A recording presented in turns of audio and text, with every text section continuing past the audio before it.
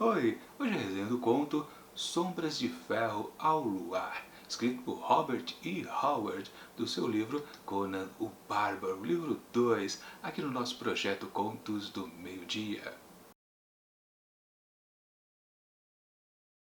Olivia sonhou e em seus sonhos rastejava a sugestão de algo maligno à espreita, como uma serpente se contorcendo pelas flores de um jardim. Seus sonhos eram fragmentados e coloridos, exóticos retalhos de um padrão partido e desconhecido, até que se cristalizaram numa cena de horror e loucura gravada contra um fundo de pedras e pilares ciclópicos. Esse é um trecho ali do meio de Sombra de Ferro ao Luar, que conta a história dessa moçoila chamada Olivia, que está fugindo de um senhor chamado, nomezinho complicado, Sa-Amraf, ou algo bem parecido. Na verdade, ele é um dono dela praticamente. Ela está ali fugida, realmente. Ela foi inclusive vendida por seu pai. Olha essa coisa curiosa. Mas isso é uma história ali interna desse conto. E coisa curiosa, né? No princípio ali da história, não temos a presença do grande protagonista aqui desse livro, que é exatamente o Conan. Sim, o bárbaro, aquele selvagem lá da Ciméria.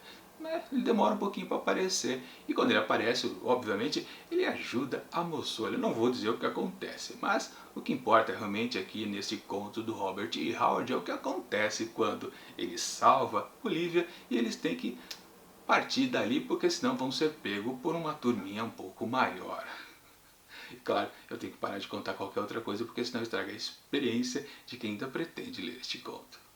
Minha avaliação do texto. Com certeza, agora sim a gente pode dizer que encontramos as boas características de Conan. Sim, estou dizendo isso porque lá na semana passada, no primeiro conto aqui desse livro 2 de Conan o Bárbaro, eu havia reclamado que as características principais do que a gente já conhece desse grande personagem escrito pelo Robert E. Howard não estavam presentes. Praticamente o Conan estava bem descaracterizado. E isso levando em consideração que é uma história que se a gente contar tudo que a gente já viu lá no livro 1, que foram 7 histórias, a gente pode dizer que, poxa, depois de tantas aventuras, de o escritor já saber como descrever os seus personagens, como é que agora, né, ele apresentava o Conan de uma maneira tão atípica? Não parecia nem o Conan, né? Mas não, agora, aqui nessa história, aí sim temos tudo de bom que ele possui. Que é exatamente, por exemplo, ele comentar o que está acontecendo com ele. Lá na outra história, ele estava muito quieto, quase não abriu a boca. Aqui não. Ele falou bastante, se impôs perante a mocinha da vez e se colocou como uma pessoa que está entendendo ou tentando entender o mundo em que vive,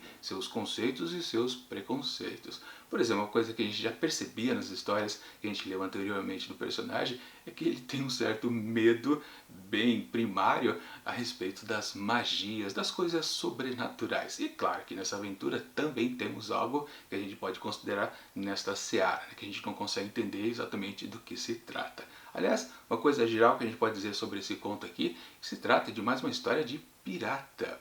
Pois é. Aliás, quando começa a história, quando Conan se apresenta a ela, como eu comentei, ele demora um pouquinho para aparecer, né? Ele aparece para salvar a mocinha da vez.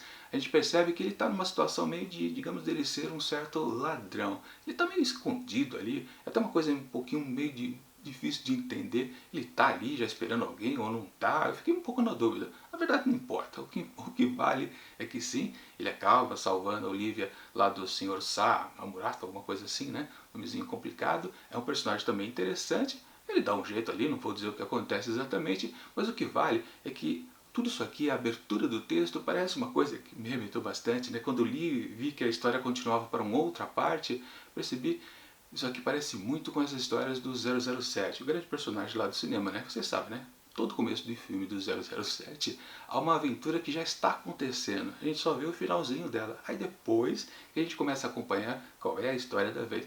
É mais ou menos o que aconteceu aqui nessa história do Conan, né? Essa aventura da Olivia meio que já está acontecendo. O Conan entra meio que de sopetão, meio que sem querer, né? Salva a mocinha por salvar, né? Fazer o quê? Aí sim que vai começar a aventura da vez, que é justamente o escape dos dois, dos guardas, dos companheiros lá do Sa. Sim, aí acontece uma coisa que lembra um pouco até algo que a gente viu no livro número 1, quando tivemos enfim a primeira história relacionada à pirataria. Porque naquela ocasião o Conan, lá na aventura que ele estava vivendo, que aliás, o nome daquela história era o Poço Macabro, se eu não me engano. Vou deixar aqui o link aqui em cima para você conferir o que eu falei a respeito lá daquela outra história. Foi uma que eu gostei bastante de ter lido. E sim, lá naquela outra, era uma história de pirata, óbvio, então a gente vai para uma ilha. E aqui, como é uma história de pirata também, eles acabam desembarcando numa ilha também. E há algumas coisas semelhantes, digamos, uns mistérios, aquela parte do sobrenatural, né, que há uma conexão entre as duas histórias. Não que sejam histórias uma derivada da outra. Na verdade, a gente não consegue nem determinar, por exemplo, se uma história vem antes ou depois. Quer dizer, na verdade, a proposta do Robert E. Howard nunca é deixar as histórias do Conan como uma sequência, uma grande evolução. Sim, é um personagem em construção, digamos assim, né? Vai passando por várias etapas, como eu já comentei, né, anteriormente. Conan começou como um certo ladrão, depois passou a ser um certo guerreiro para um exército, e no fim, antes também foi pirata, e no fim acabou sendo um rei. É uma certa evolução, mas as histórias em si acho que não dá para colocar numa ordem exata, principalmente por causa das moçoilas referente a essas duas histórias aqui. Você pode até pensar, será que ela estava lá no outro, ou será que aquela lá da outra história tem a ver com essa? Não, são mocinhas diferentes. Mas o que importa é sim que há uma história de pirata, a principal ação acontece dentro de uma ilha e há uma coisa sobrenatural lá dentro e misteriosa que realmente não dá para entender. Outra coisa curiosa também desse conto aqui, que além dessa abertura que eu já falei que é um pouco destacada, parece coisa a lá 007, a gente ainda tem mais duas seções da história que são meio independentes também. Há uma parte, por exemplo, meio onírica, que foi exatamente o que eu li para vocês. Está ali na segunda parte do texto. E depois, na terceira parte, entra algo que mais se assemelha à história anterior de pirataria.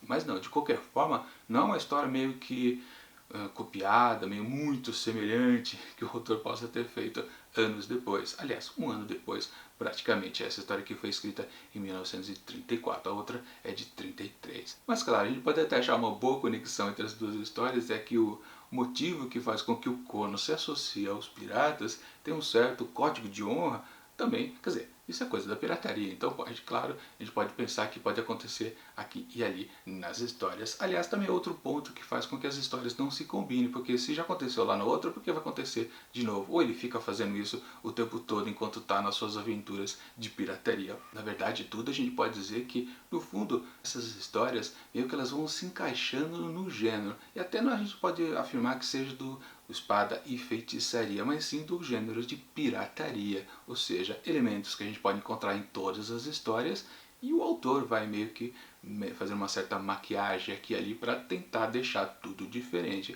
Mas no fundo, sim, tem muita coisa parecida entre os dois contos. Uma história numa ilha que tem o sobrenatural, o próprio Conan, claro, a moçoila da vez, agindo mais ou menos parecido. E no fundo também fazendo a comparação com a história da semana passada, essa história aqui é bem melhor, essa aventura aqui é bem melhor, mas muito melhor.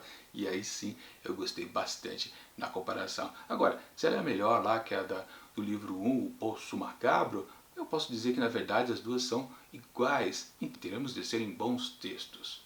Claro, no fundo a gente sempre sabe, né? Conan vai se dar bem ao final, mas de qualquer forma, sempre as variações é o que dá charme às histórias e deixa tudo diferente.